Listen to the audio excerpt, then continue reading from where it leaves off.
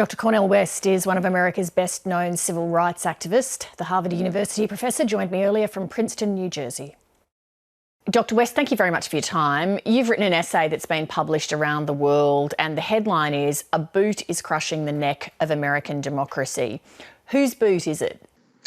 I think it has to do with organized greed, organized hatred, and organized corruption, not just in the White House, but it's the ways in which Wall Street domination, the ways in which the Pentagon, military and money, big military and money have come together and are beginning to suck out the rich energies of one of the great democratic experiments in the modern world, the USA, and all of its flaws. Those democratic elements and democratic practices seem to be so weak and feeble. What is the path for America from here? Well, I think America has to acknowledge itself as an empire, make the connection between the militarizing that's taking place domestically with police, mass incarceration, and the 800 military bases, and the 211 interventions in 67 countries since 1945. That connection between militarism abroad, militarism internally needs to be wrestled with, something that Martin Luther King Jr. understood very well before his death in 1968. You mentioned the multiracial support. There's also, of course, been a global outpouring of support.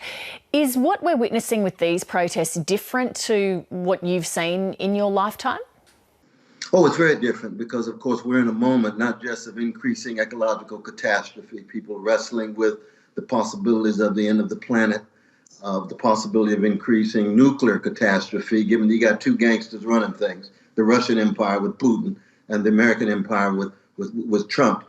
But you also have the pandemic, and that's global too. That's global too. The coronavirus is reshaping everyday life of people all around the world. And so for me, it's always the primacy of the moral and the spiritual.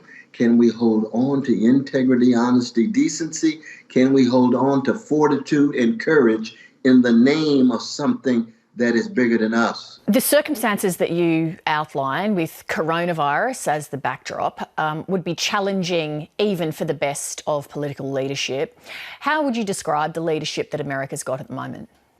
We've got decadent leadership, not just in the White House, but in Congress, in both parties for the most part. And the two parties are in no way equivalent. That Joseph Biden certainly is better than Donald Trump, but Joseph Biden himself is still mediocre. It's just that Donald Trump is so bad. So the issue of leadership is a much deeper matter than just the neo-fascists in the White House.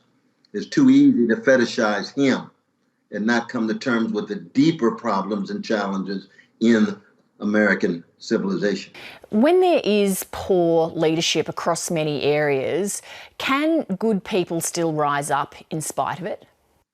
That's going to be a major question.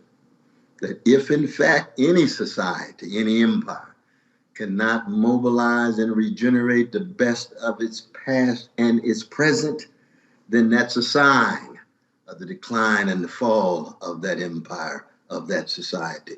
There's marvelous human beings in my country. We have some magnificent fellow citizens in my country. But if they feel powerless, helpless, impotent, they fall into despair, and it's the careerists, the opportunists, the Machiavellians who take over. Professor West, thank you very much for your insights, and also it's your birthday today, so happy birthday. Thank you so much. Take good care now. Appreciate you. Hi, I'm Lee Sales. Thanks for watching this story. If you'd like to watch more of 730's stories, they are on the left of your screen. And tap on the button below to subscribe and get the latest from ABC News.